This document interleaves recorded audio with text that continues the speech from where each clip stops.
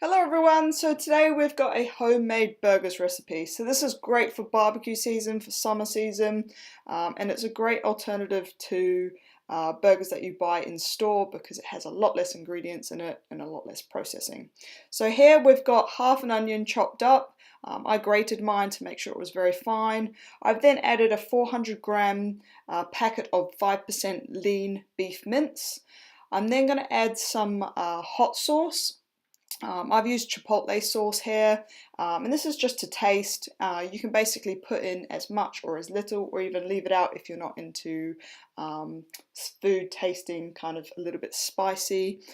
You could also instead add any spices that you prefer, or if you're trying to make this maybe for kids and you're trying to hide in some more vegetables, you can also add things such as grated carrot.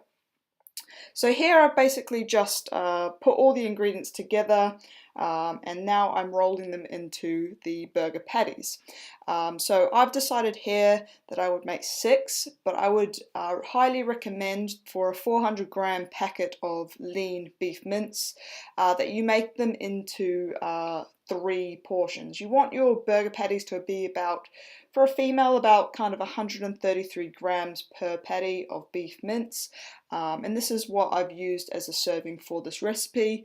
That means that you're getting an adequate amount of protein per serving. You could also make this, obviously, if you have more members of the family. You could use or make more patties in order to feed the whole family off 1 packet of mince. Really up to you. It would just change the macros, so be aware of that.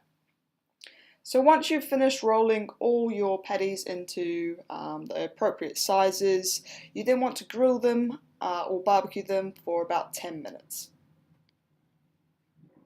And this is the final product. And the macros on screen are for a whole burger.